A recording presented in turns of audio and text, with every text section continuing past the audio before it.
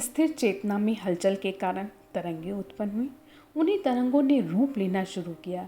रूप के फलस्वरूप सूरज, चांद, सितारे, आकाश, हवा, जल, अग्नि, धरती, पेड़ पौधे, नदियाँ, पहाड़, मिट्टी, पशु पक्षी, ब्रह्मांड, गैलेक्सी, बल, समय आदि आदि बहुत कुछ अस्तित्व में आया और उन्हीं तरंगों से मनुष्य का रूप भी जन्मा। मनुष्य के रूप में सबसे पहले पुरुष अस्तित्व में आया।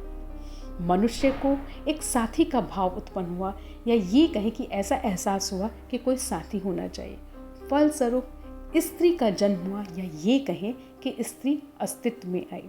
अब स्त्री पुरुष अस्तित्व में आने के बाद उन्हें ऐसा लगा कि हमारे ही जैसे कुछ और लोग भी होने चाहिए। इस तरीके से और स्त्री पुरुष अस्तित्व में आए। अब एक समूह बन गया था। समूह इधर उधर घूमने लगा। घूमते घूमते पेड़ पौधों पर लगे फल पर नजर गई। उसके फलस्वरूप इच्छा उत्पन्न हुई उसे खाने की। वहां से जन्म हुआ भूख का, और वहीं से जन्म हुआ मन का।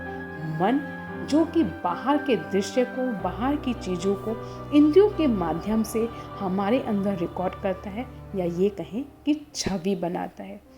अब इस तरीके से यह समूह घूमने लगा। घूमते घूमते जानवर पर नजर गई, क्योंकि जानवर हमारे जैसे नहीं दिख रहे थे या मनुष्य के जैसे नहीं दिख रहे थे।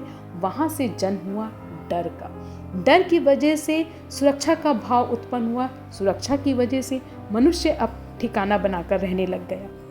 ठिकाना बनाकर रहने की वजह से अपनी ज़रूरतों को पूरा करने के लिए, या ये कहें खाद्य सामग्री को इकट्ठा करने के लिए, लाने के लिए उसको बाहर जाने की ज़रूरत पड़ी, क्योंकि बाहर बहुत तरह के खाद्य सामग्री उपलब्ध थी, या ये कहें कि खाने पीने की चीज़ें उपलब्ध थी। उसके लिए उसको वहाँ पर निर्णय लेने की ज़रूरत महसूस हुई।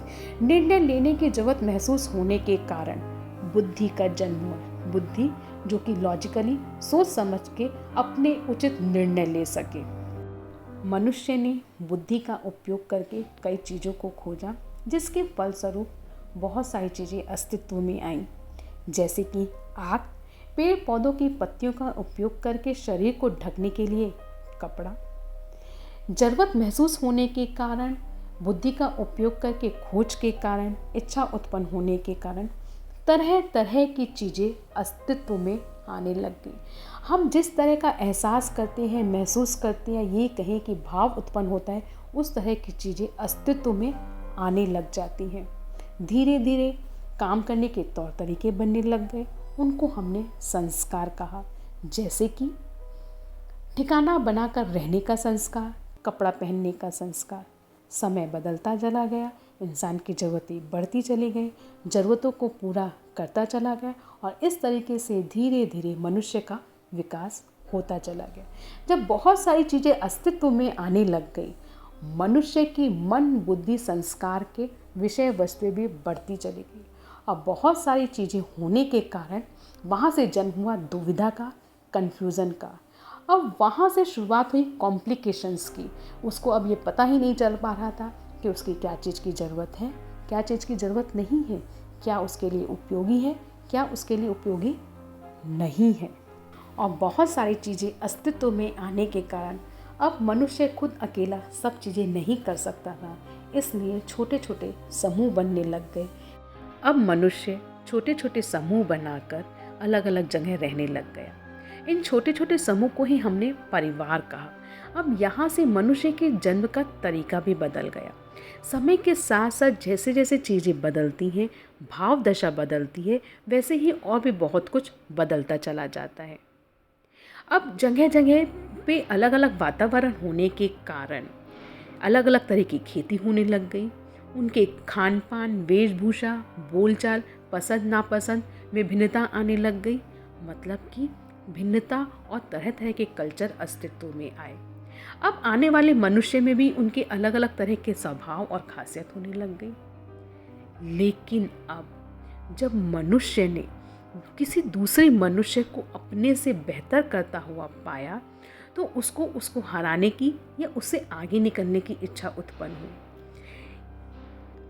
यानी कि प्रतिद्वंदी और तुलना की भावना उत्पन्न होने लगी।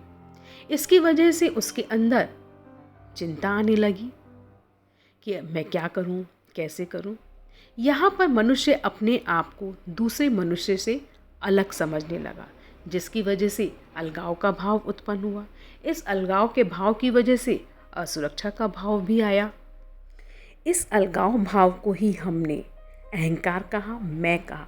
इस मैं की वजह से ही अब इंसान बहुत ज़्यादा अपने आप में परेशान रहने लग गया, मन व्याकुल रहने लग गया। धीरे धीरे जब ये चीज़ें बढ़ती चली गई तो डिप्रेशन भी आने लग गया। इन्हीं सब बातों से निकलने और समझने के लिए अध्यात्म आया।